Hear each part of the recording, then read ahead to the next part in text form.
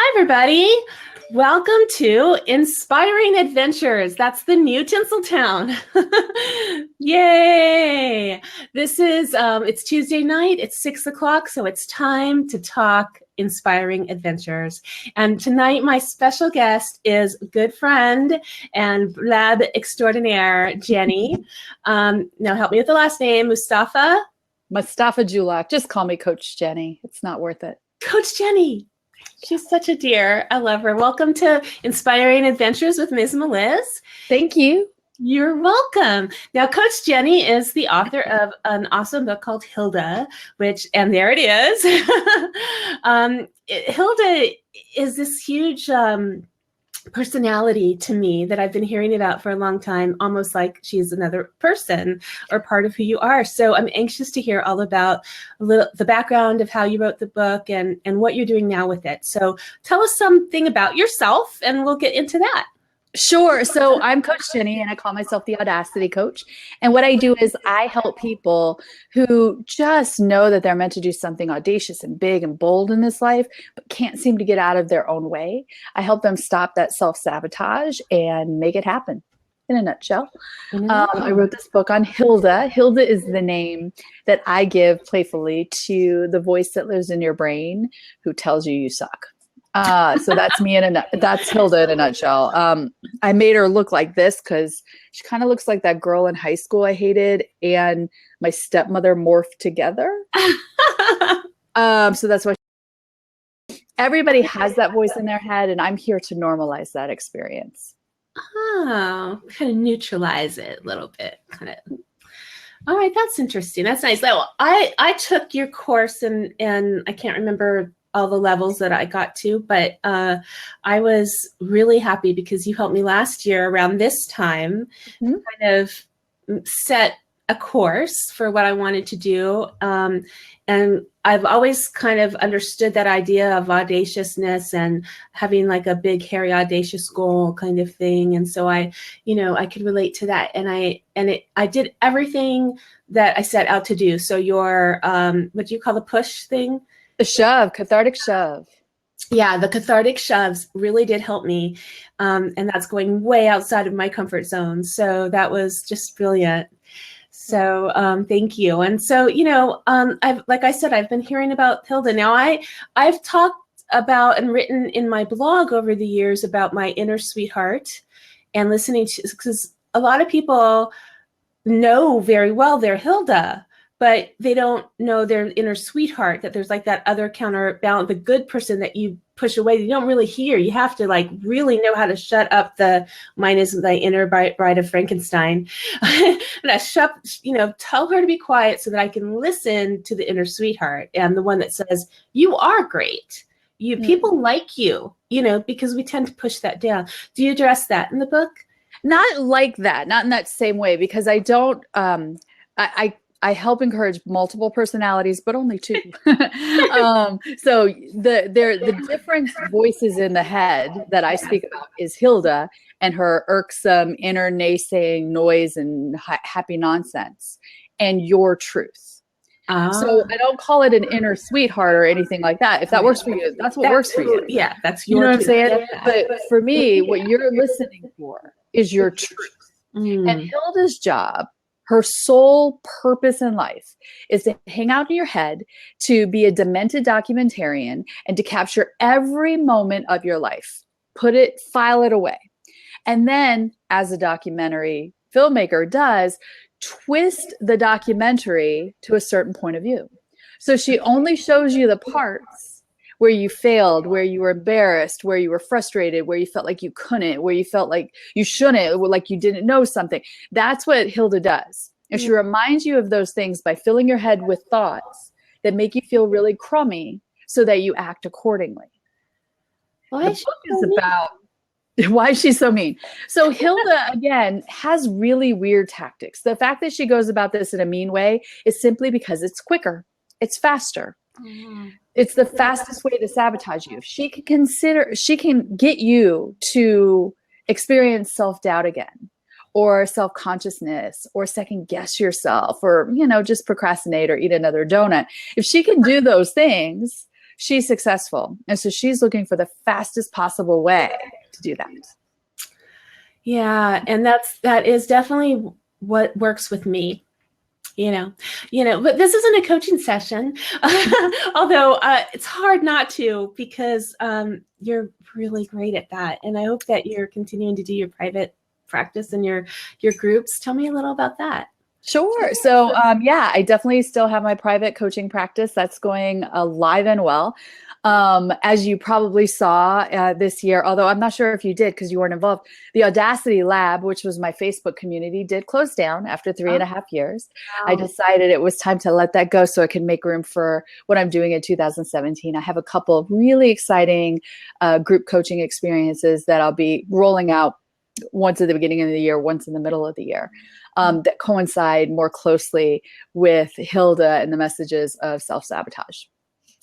That makes sense. That's where you are in your journey right now. And oh boy, you're how long did you work on Hilda from when you first had the idea to make her a book?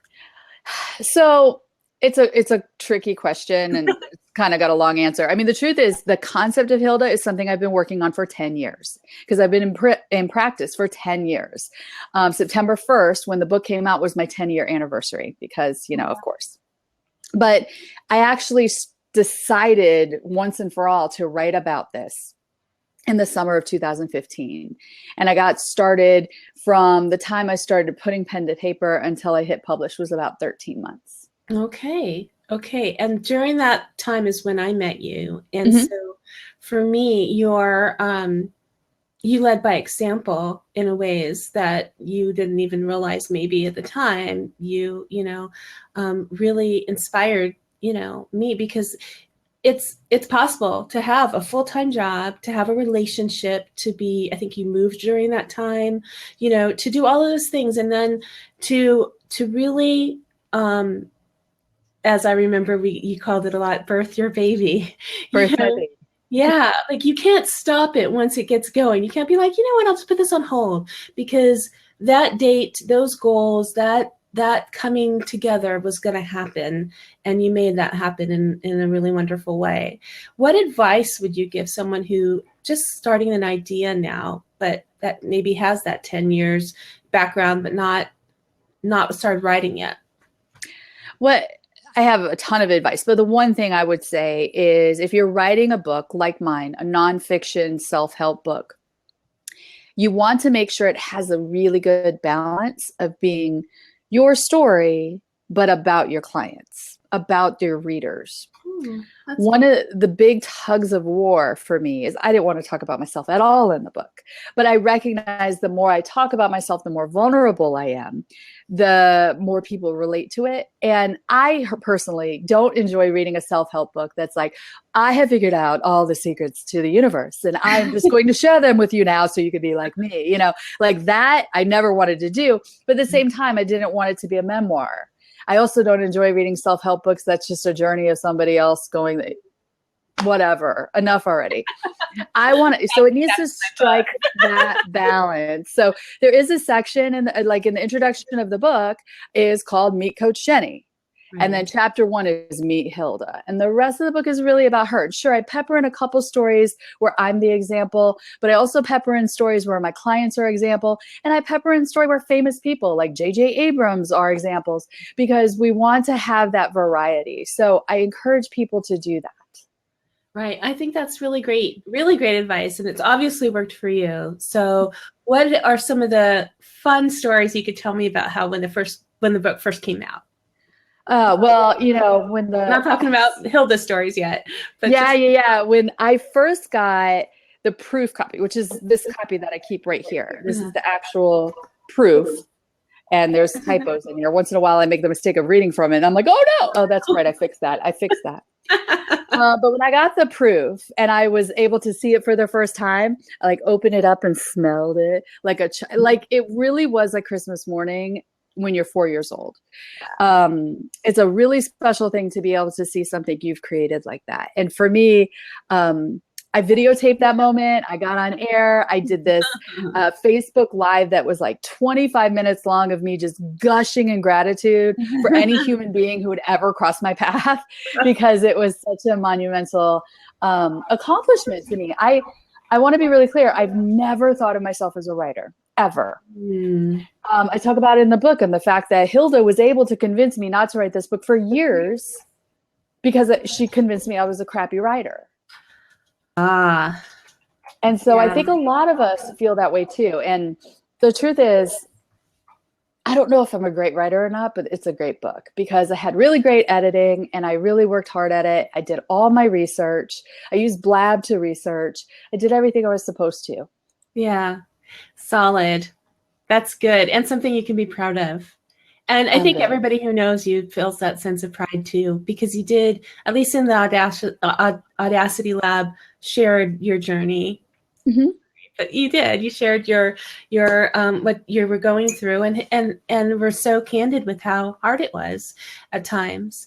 And so it's so exciting to see that through. And I've heard that from other people and been like, oh, isn't that great? But now I'm on this side saying it to you, and it's not that I didn't think you were amazing before, but this snippet of your life, it's been like really fun to be part of in a way. Thank you. So, yeah. Oh yeah. No, absolutely, Jennie. I'm just thrilled to even be able to drop the coach and just say, Jennie, oh. So anyway, so now what's happening with the book? And then later we could talk a little bit more. Maybe you can give some advice that Hilda, Sure. we can, like, she's so cute. I kind of like her, but we gotta like, no, right? We wanna like. It's a love-hate relationship. She's cute on purpose, but yes, we will talk about that. But what's happening with the book now is on September 1st, last year, I launched the paperback and Kindle version of the book. Okay. And I wanted to also launch the Audible version, the audiobook. Now, as you have noticed, I'm recovering from a cold, so I sound a little bit like Deborah Winger today. But normally I have a very melodious voice and it's fabulous. And so right before I went on holiday, I recorded the entire audiobook. I went to a studio and I did the whole thing. It was really difficult. I have so much more respect for voiceover actors now, because not only was I reading my ideas as Coach Jennie, I was also reading the voices of Hilda and quoting a lot of real humans. And it was extraordinarily challenging. But the good news, bad news here. The good news is it's in the can. It's wonderful. It's been sent off to the Audible people. The bad news is they haven't said if it's approved or not. So it's not available yet. I wanted it to be available by the time I was on your show. It's literally any minute now. So I've been checking my email like a crazy woman, hoping it'll refresh and they'll say it's on Audible. So that's all we're waiting for. Well, that's exciting. So anybody who's watching now, you get to be a part of that excitement, that anticipation to hear the Audible version. And I know that I'm really looking forward to that, because I think that, you're a unique person, personality. That was the most polite way to say that. I love that you're so polite. So I'm just going to fill in the blank there, because you would never. But anybody else would tell you, you're really a idiosyncratic and odd, Coach Jennie. And when I read the book, I hear it in your voice anyway. So you might as well read it to me. That's what you're really thinking, isn't it? Well, you know what? No, I think personality and unique does describe you. And I think I've heard you call yourself a badass. I can say that. So I can see that coming through. And so I'm looking forward to that. I've listened to a lot of books on Audible back in the day. I have to say it's been a long time, but when my kids were little and I used to clean the house and I got bored with everything else, I went to Audible for books, and listening on my phone, that was like just this novel thing, right? It's so cool. So I did that for a while, and I'm trying to remember who. Oh, it's Tina Fey. Her book. That was an incredible listen, because she's got that personality that she's the only person who can read her own book. Oh, clearly. And I want to say, that's really, Okay, this is a snobbery I have, but you know how like Broadway fans, which I am totally one, we like to see original Broadway cast, not touring productions. Yes, my husband is one of those. Oh, the OBC, right? OBC, I get it. OBC nerds right here. But I'm also one of those people that never buys the audiobook if it wasn't read by the author.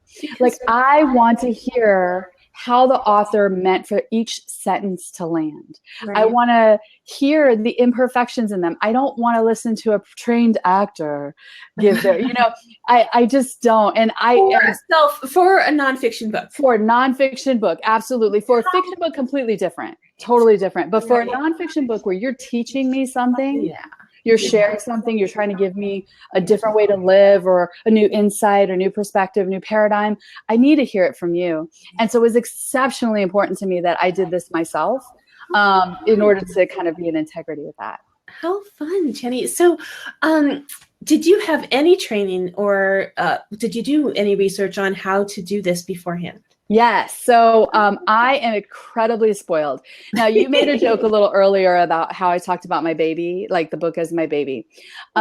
We took that metaphor to a weird place. Oh, okay. I did not know that. I had an editor, a developmental editor is what they would call it. We called her my book doula. I do remember that. Right? She was literally pulling it out of me. And then that just kept going because my copy editor, she became the book's midwife. And then my coach, who wasn't helping with the book, but was just listening to me, became the book's baby daddy. It became a whole thing.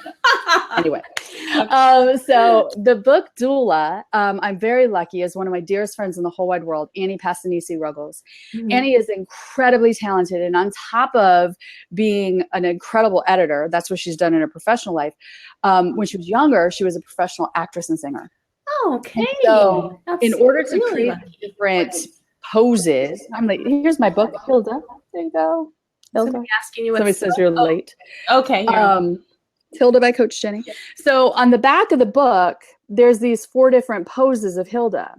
Annie actually was willing to get on camera with me like you and I are right now and help me create the positions, the poses, the characterization of those 4 different Hildas that I describe in the book.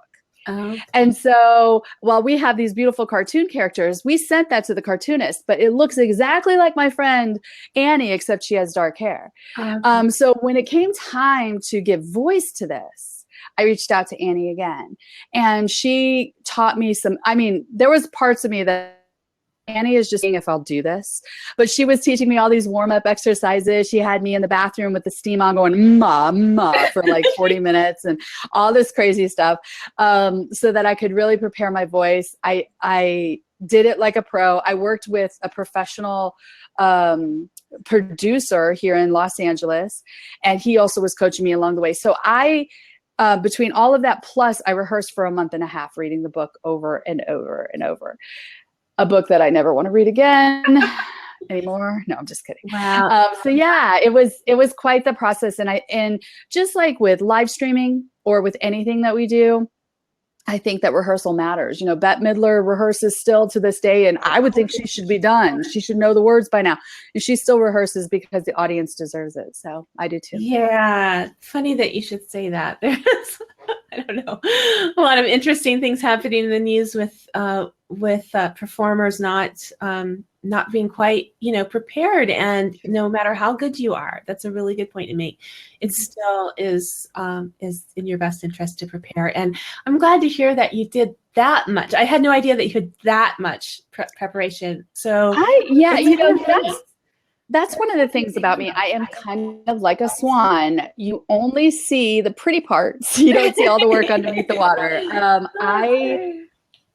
I encourage my clients. I work with audacious people, but we work really, really hard. And I take my work incredibly seriously, even though I don't take myself seriously at all, clearly. And it's really important that we do that in whatever you're doing. And I encourage everybody to do just that. It is sabotaging yourself not to prepare as thoroughly as you can without going into perfect. That's a fine line. But for me, it's really important that I poured myself in. I heard people when I was writing the book, and you may have heard me whine about this back on the Blab days. There are people talking about, oh, I wrote a book on a flight from Austin to Boston. You know, they would be like, oh, like no big deal. I'm like, yeah, you wrote a book. I wrote a great book. My audience doesn't want a book. That's what a blog is for. Okay. They want something that's really meaningful. And it's very important to me that if I'm producing something, that it's really as high a quality as I can muster. I hear you. And that's why people find it odd that when I self-published my book, that I didn't have any intention on promoting it or trying to sell it. And the reason was because that wasn't the book that I wanted to do that with. Mm-hmm. The purpose of that book was to learn about self-publishing. I self-published a body of work that I had already written. I edited it. I published it. I had that feeling, the opening the box, having the book in my hand, you know, having the book signing. And then that was as far as I really wanted to go with that book. I want everyone to read it. Sure, it's already in my blog. It really is. You could read my blog from beginning to end and get the same information. It just was put together in a different way.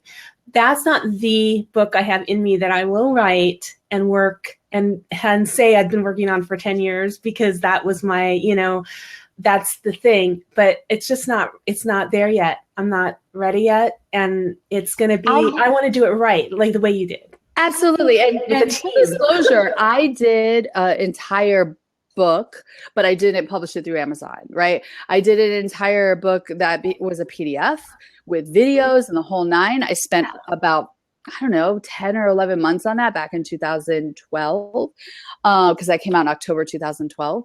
And it was so funny. I worked so hard on it. I had all these graphics done and all this stuff. By the time that I made a profit on it, I was able to buy myself an iPad. It felt like a really big deal, you know? But that book really was a training ground of how do I want to write down all of these ideas? How do I capture the essence of my coaching? And here's an interesting tidbit. That book was called Audacity Rules. It had 12 rules. You know, fun double entendre there, 12 rules to Audacity. And one of them was about Hilda. So had I made that the book, it would have been a general overview of all things Coach Jennie-isms. Right.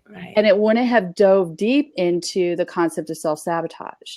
And so I think you need those starter books. You need the book on your entire blog to figure out, you know what, this might not be what you want to write about, but what your audience most needs is this content. And so when I finally shut up and listened, Hilda came to be. And that's so amazing. And folks, you just heard, that is how Jennie can bring the best of you in you out, because she'll ask the right questions to get you to be like, well, what is it you really want to do? So, you know, exactly. But and that's how it emerged for you. And that's really, really cool. So what's next for you? What's on the horizon? So the next big things are, they're so technical and behind the scenes, they're kind of boring. It's again to the swan. I'm moving my website from WordPress to Kajabi, which is quite the ordeal. I love Kajabi, but I've got a lot to learn. And so that's really exciting. I'm setting up this new program that will come out early February. And that's very, very exciting to me. And I want in 2017 to go on a book tour where I can go out into the communities of the people that have supported me over the years and host book signings, host potlucks, just really, really enjoy the fact, yes, I hope that more eyes get on Hilda, but the book tour is really about saying thank you. It's more of a thank you tour. Oh, that'll be yeah, so I'm excited about doing that probably the second half of this year. And, you know, my mission is to make Hilda a household name. And I get that that also makes Coach Jennie a household name, but it's not really about the fame seeking per se. It really is about the fact that every human I've introduced to Hilda, whatever they decide to call her, has had a kind of smile on their face, a eureka moment, and suddenly they're 50% of the way there. They can say, wait, that's not true. That's Hilda. And they can do something about it. Yeah. And I love that. I love your message. And I love the fact that it's so succinct. And I think that having a tour to thank people, that's kind of really nice. I like that. I Well, like no, it's important. yeah. I believe that, especially as coaches, and you get this, as coaches, we curate ideas, but we don't concoct them necessarily. Every piece of content, every idea that I've kind of turned into a tool has come and been co-created out of a coaching session, or 5 or 10 or 12, right? When I wrote my books, I go through all of my coaching notes to see, okay, what have I learned? How have I learned about this? So Hilda is this idea that years ago, we were talking about the inner critic and we were talking about the inner saboteur. And I was like, okay, I know everybody talks about those things, but those feel like highfalutin titles. Like we're talking about a broad in your brain who's telling you you suck. Why are we giving her such a fancy title? And I was like, let's call her a name. And I do not know why I said Hilda, but I did, and it stuck, right? It just stuck. And then I would try that on a few other clients, and it was universally loved by every person that I worked with. It was the stickiest piece of content. So because of that, I don't feel like she's mine. She's ours. And yeah, that's important to me. Well, I've interviewed a lot of authors who have written fiction, and they speak that way about their character because sometimes the characters come to them and have their own personalities, and they're kind of the vehicle or the catalyst to get that story out. And it's so personal, but yet it has to come from somewhere, and they did come up with it. It's so interesting that you bring that up, because I feel like fiction writers way out of my league, people. You people are, that's all I'm saying. But fiction writers have a creativity that escapes me. It's another level of creativity. And while I have a creative, silly, in your face, goofy Coach Jennie way, that really is just my personality, not really my creativity. You know what I mean? I was able to somehow attach that to my words, but I'm in awe of people who can dream up worlds, and dream up all these characters and understand every little detail of them. I have one character, and I've given her 4 different personalities, which is pretty incredible. But yeah, it's just one character. Yeah. Well, I love that you said dream it up, because I have had dreams that I felt like were worth writing as a fiction story. But when I've asked novelists if they ever dream about their characters, they're like, no. I mean, to them, it's a skill. It's like what do you, right. I didn't dream this. I worked on this, it's just weird. Like, so that creativity in us, and there's definitely an us and them when it comes to fiction and nonfiction. And some people can do both, which is really cool. But I enjoy talking more than anything. And I love what you said about how you learned so much from your sessions and how you've done coaching, because I feel like for me, when I'm, I did this jewelry thing the last 6 months, kind of like a side thing. It came out of my creativity, which is something I wanted to do this year, and I dabbled, but it pulled me away from the coaching, which is what I really love. And I know. So it is hard, especially I have a full-time job, to focus on so many things. But it's interesting because that has come up as what I'm best at helping others with, is finding their focus. So, it is so, I don't want to say trial and error, but learning. You learn as you go along. You have a knowledge base, but when you get to talk to people and help them through things, that's when it just gets, you develop hone your skill. And so I feel really good about that, and I'm feeling really, really proud of you. So I'm so glad I finally got you here. This is so great. Well, thank you. And thank you for listening to me. So I have some things I want to make sure, because this is an introductory episode, the first of many to come, inspiring adventures. And this is still kind of on the tail end of Tinseltown, because when Coach Jennie and I made this plan, it was still Inspiring Adventures hadn't completely been born.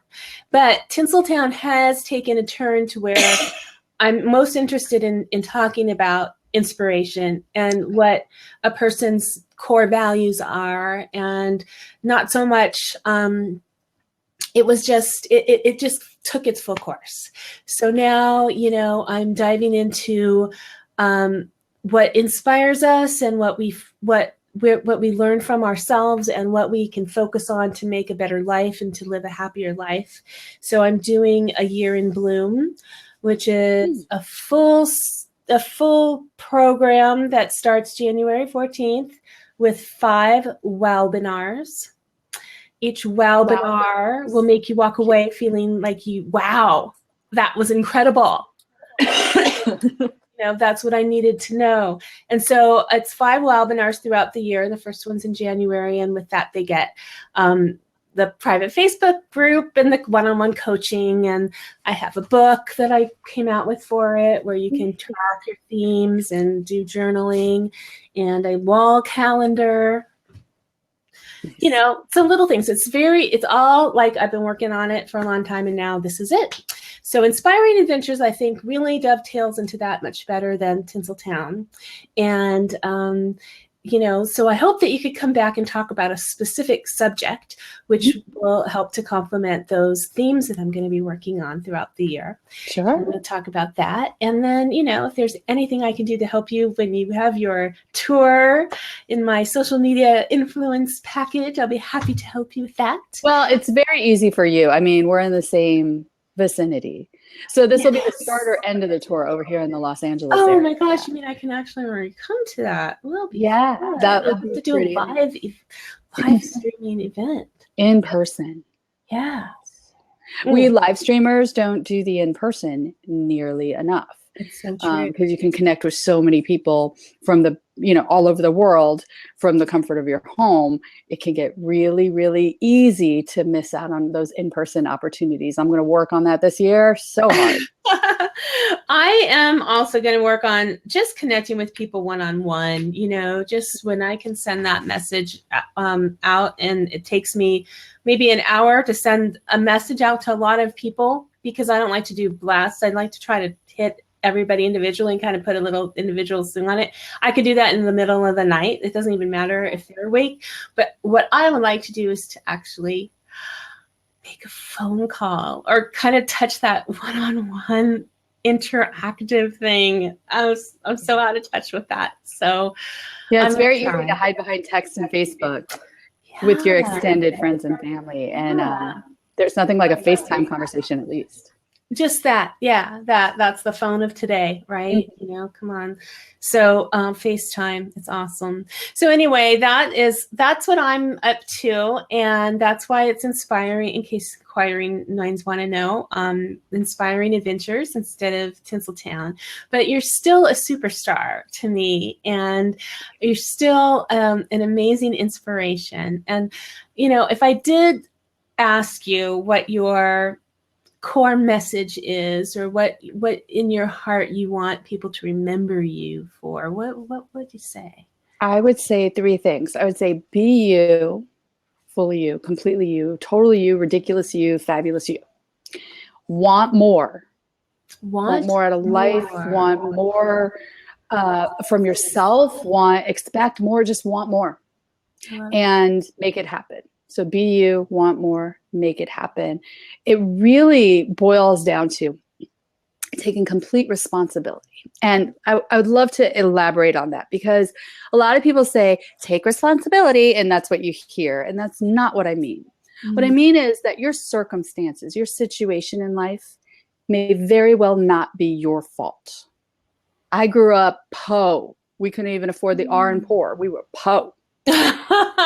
And that was not my fault. It was not a circumstance that I created. I was a kid. It wasn't my fault. But I took complete responsibility to how I responded to my situation. And I truly believe that no matter where you are in life, that you can take complete responsibility for how you respond to any situation, be it traumatic or tragic or wonderful. Right? You get to decide how you want to respond. And the 3 ways to do that is to be you, to want more, and to make it happen. That's amazing. You're so wonderful. I posted, if you have any questions for Coach Jennie, now is the time to ask. So we'll see if we have any questions. And I'm going to put this in though. It's be you. Want more. Or make it happen. Make it happen. Oh, thank you, Cindy. I'm still new to the Smile Time thing. Oh, everybody's typing it up. I love it. I am not. I am not so much into the watching a Smile Time, because what I do is I open it up on Facebook and I kind of watch both screens. If you see my eyes darting back and forth, that's why. Is that what's happening? It's like, yeah, I'm watching us in the past, like a slight delay, or kind of weird. Odd. I know, it's odd. And then also because I'm sorry, everybody, you have to hear my woes. I was in a little bit of a rush today. I didn't do my prep. I literally have the camera on the other side than I usually do. So I'm kind of like, wait, where am I supposed to look? Until you said something, I had no idea that this was happening at all. It was fabulous. You're doing fabulous stuff. Oh, well, thank you. Thank you so much. I'm really happy to have the audience on Facebook. I don't think of it as an audience anymore. Everybody, I think of it as family and friends are watching, and a lot of people who have been, hearing what I did, but not really understanding for all this time with Blab, unless they were there. I'll never, I love that I did Blab for as long as I did and met so many wonderful people like yourself. But it is such a pleasure to have family and friends and people who, would never otherwise see it unless they saw it pop up on their screen. That is just, to me, the bee's knees. It really is. And I applaud you for taking full advantage and staying on top of it. It is very difficult. Non-live streamers out there, it's very difficult to stay on the cutting edge, let alone the bleeding edge of all of these technologies, because there's so much happening in the live stream world. But for those of us who are just tenacious, including yourself, Meliz, I mean, truly tenacious about making sure that you're finding the right platform to connect with your family, to connect with the people who want to hear that message, it's really important. Well, thank you for that. Yeah, it is my goal, and this is what was my prediction in Ross's huge collection of thoughts, which was amazing. I was lucky I was down at the bottom because I actually read most of them. But anyway, I predicted that mainstream, which is just the real people who watch this, will make it'll become more, regular thing to do. My prediction was similar. My prediction for that, we're talking about the 88 people. Yeah, people that Ross interviewed for their predictions for live streaming in 2017. And mine was something like, people will think live streaming is a lot less weird. It won't just be us weirdos anymore. Right. It's a little sad. And that Facebook Live will continue to dominate. Yeah. And that I will probably try a dozen or so new platforms because I don't want to miss out. Yes. So that was my prediction. That brings me to a question, because the last time I tried to push you, it was towards Snapchat, and you did try it, but I haven't seen you. I gave it a month and I gave up. It was not for me. And here's, I love being right. I'm just going to say it. Now that Instagram has added pretty much half of what Snapchat is, and Facebook Messenger has added the other half. Right. It just noticed that. It looks so much the same. And, the bottom line was with Snapchat, you have to build a completely new audience. You're starting from zero yet again. And I really wanted to utilize this audience. I've been on Facebook since 2007 or something like that. I've been building this platform for the longest time. So yeah. And I see a question in the chat. Do you want me to answer that? Yes, absolutely. Thank you. Is that Kayla's question about your background? Is that what you're on? Yes. Go for it. Hi. So yes, I am the Audacity Coach, which is a form of life coach, business coach, executive coach, anything. Basically, all of those labels were too small for me, so I made my own category. I call myself the Audacity Coach because I help people who really feel like, okay, I'm successful on paper, but something's missing. I want more. I feel kind of like the outcast in my world because I'm never really satisfied. My favorite question is, what's next? Those people are who I serve. And what I do is I help them get out of their own way so they can get on with changing the world. And I do that right now. My main focus is by introducing the world to their inner Hilda. Thank you for that question. Yeah, that's great. And I know Gayla through family, but I haven't seen her in years. So it's really nice that lately she's been popping on and asking questions, and I just love that. Thank you, Gayla. Nice to meet you, Gayla, and thank you for the compliment too. I am real. Yes, that was a really polite thing to say. I love how you said that. It's kind of like how she called me unique earlier. Well, you're amazing. How is Karen? Are you still doing shows with her? Karen Graves. So Karen Graves is my soul sister. So she was the person I was talking about earlier as the book's baby daddy. That's who it was. Oh, okay. Karen Graves is somebody that Melissa and I also met over on Blab in our heydays of Blab. And she and I became fast friends, instant buddies. She's doing amazing, and she's a new grandma. Her daughter had a little boy. He's absolutely adorable. So she's now. Have you ever met or hung out in person? We have not. I live in Los Angeles. She lives in Virginia. It just has not come together yet. She went up to Sacramento, and I was like, hey, that's kind of close. When I had to go to San Diego, it just hasn't aligned. It will align in 2017. We can't let that. I have to tell you, it is the best ever. I made friends also through Blab with Cindy Harrison last year. Yeah, I remember. And we've met twice now. The first time was we'd only known each other for a few, probably weeks, but with under 8 weeks. And we hung out and went to San Diego for an art convention, if you will. And I literally, she was like a stranger. We met at Disneyland. My family was there. It was like Lido and the 3 boys, who's this person? And then I got my bags and got in the car with her and her son and spent 4 nights in San Diego with her, which is crazy. But we felt so good about it because we had spent so much time online. Sure. And no, it's not crazy to me. I was talking about my book doula earlier, Annie. Annie and I met online via Twitter. She's the only human being I've ever met on Twitter that became a fast friend. We met online, and then we started having Skype conversations, and eventually we actually we co-produced a couple books together, ebooks together, and we ran a side hustle business for 2.5 years side hustle before we met in person. Oh my God. We were partners in business. And so when we finally met in person, it was, I think, 2009 when we met, and then in 2014 we met in person, and I think the ground shook. I do. By that time, it's like you can trust each other. But really, Cindy and I, when we met, didn't really know for sure if we'd click. Things that you think about, on the way, are does she wear perfume? Because I really hate that really strong perfume. Stuff like that. That now I'm going to be sleeping. For me, it's always, how tall is this person? Yeah. That's always the surprise. Is she bigger than me, or am I going to be big? And it was great because we were the same, and we're just so much the same.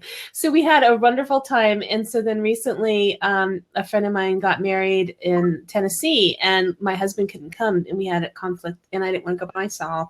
Not that I couldn't. I've traveled lots of places. But I wanted to, I wanted him to come with me. But Cindy came with me. She met me. So she lives in New Hampshire. I'm in LA. And now we've met twice. And we had a blast in Nashville. And then we took, thanks to her, we went over to Memphis, and we went to Graceland. And we just really made a little mini vacation of it. We had so much fun that it was we were crying when we were leaving. I think it's awesome. I think, you and Cindy, me and Karen, you see all these different friendships that are lifelong. Yeah. That come out of meeting each other in this very 21st century way. It's pretty special. Yeah, it's really neat. And she's here now. She kind of watches my rear end my back end while we're online. And then I'm, of course, this is how it all started. She asked me to be the co-host for her show, Paint with Heart. And that's every Sunday. And it's remarkable. we've done so many projects. I look around because I have mine all on the wall and stuff. All these art projects, I've learned a lot more about art and been able to support her in her dream of having this show and building a community. So it's been fantastic. So any more questions, anybody? And it's 7:17. We're close to the end of the time that we said we'd spend together, but it's just such a blast to see you and to hear all about what you're doing. It's really cool. Thank you. I'm tickled pink that you invited me. What a great way to kick off the new year. Oh, thank you. I don't know what things are popping up over there. So sorry, but yeah, this is fun. It's like you were like I said, originally I was thinking it was going to be the end of the year, but this is even better because it is kind of an anniversary in that I felt like I did accomplish everything I set out to for last year, and that's thanks in so much to you for that Audacity Lab, and it really came at a time when I needed it, and I had to back out of it because that's the kind of thing I could get like really like more involved in answering those questions than doing the thing. So I was like, okay, we're gonna go out and do it now. Birdie's flying. No, I think that's phenomenal. And honestly, running a Facebook group, I did it for 3.5 years, and it did exactly what it was supposed to. It filled my coaching practice. It spread the word. It helped me launch my book. But now I'm going in a bigger direction, and that bigger direction involves finding new people and spreading this word in a big way. And I could not continue to tend to it. Not nude. New people. New, not nude. Tell that one person in the corner in case they weren't sure. New people, David Vaughn. New. Sorry. All right. But yeah, so yeah, it's very important. And so it was a really bittersweet moment to kind of close that down because I love tending to it every single day. But when I did the math, I was spending 15 to 20 hours a week. Yeah. Well, you did set the bar high, and I learned a lot from you just in that. There's a few little things that I want to do that you were so great about engaging and being consistent. And I think that's really important. Two most important things when running a Facebook group, but people don't realize that. Yeah. A lot of work. A lot of work. Yeah. And it's hard to be, and this is what, going back to Snapchat too, it's hard to be a viewer or a participant in things when you are providing the content and you are building the relationships with people. It's hard to do both, but you have to engage in order to create the community. So it's really challenging, but it's fun. It's totally fun. Yeah, you really have to figure out what the right levers are. Do you know what I mean? You have to know where you should put most of your energy. And for me, the Facebook group was exactly what I needed, especially when I signed up. I mean, Facebook groups were pretty much a baby when I started one. So I was one of the first people to really get one established. And I kept it really small by comparison, kept a very red carpet treatment. I only let people in if I kind of knew them or if I met them somewhere or they were invited by somebody already inside. It was a very secret little society, and it was absolutely a blast. But you have to know when that's no longer serving your next goals. Talking to the same 750 people about my book wasn't going to sell more books. And I needed to spend more of my time and energy marketing the book elsewhere. Well, that again, a great sign of leadership because thanks. Go on. That's really good. It has to be done. So one more thing. I just remembered.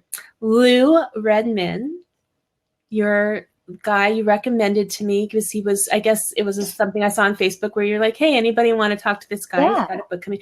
He's fantastic. We had a wonderful talk. And his book is, forgive me for forgetting it.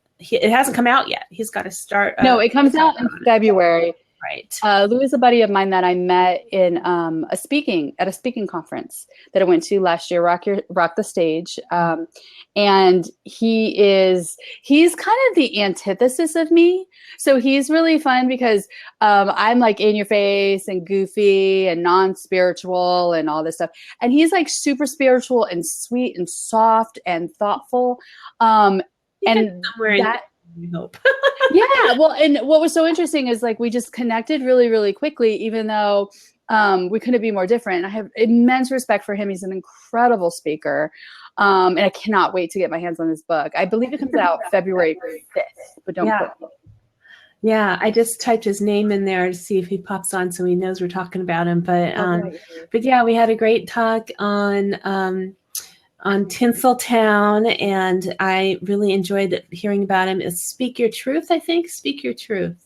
Mm-hmm. And so he's a really neat person. And I loved his story because he talked about how he, just kind of really changed his way, his idea of what life should be was like work hard, live hard, play hard, and just came to a point about mindfulness and making the best of each moment and living his truth. So that's remarkable because I think of him as a much younger person than me. And I think, what was I thinking when I was that age and not even close to having an understanding what my truth was. So yeah, he is, you know how you once in a while, you just meet somebody that's kind of an old soul, as they say. He's one of those folks. He's just, he's a dynamo. If you didn't see that recording, watch it. It's really, really good. He's amazing.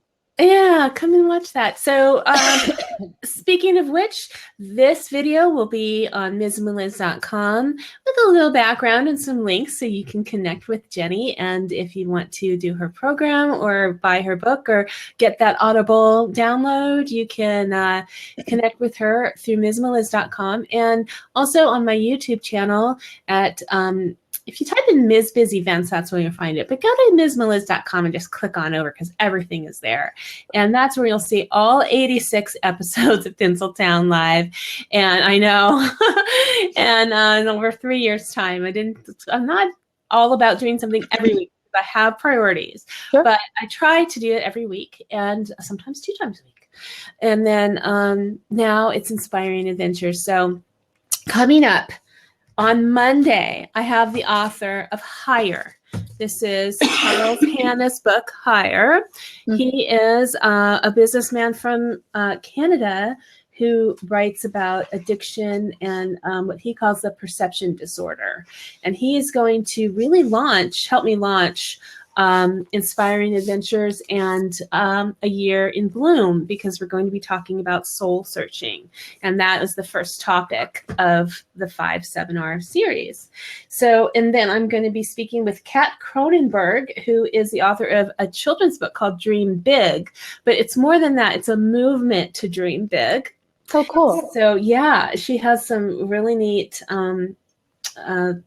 feelings about believing in yourself and starting at a very young age. And then I have, every week is booked, so you'll have to come to the website and see and check out the calendar and mark your calendar so you can be here live on Facebook with me, Inspiring Adventures. So thank you, Jennie. Thank you. This was a blast. Thank you. As always, it's so wonderful. And thank you, everybody who was here. Gayla and Cindy was here. And I think that there have been a couple of our old Blab friends and live stream friends watching too. So thank you all for being here. And for everybody who's just watching and not live, make sure you connect with Jennie and myself and write the comments in. We'll check. We get dinged when you do, and we'll come in and ding you back. Mm-hmm. Okay. All right. Well, good night, everybody. I'm going to turn off the Facebook.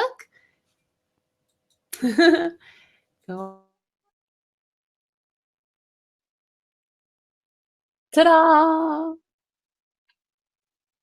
So sorry about all the coughing.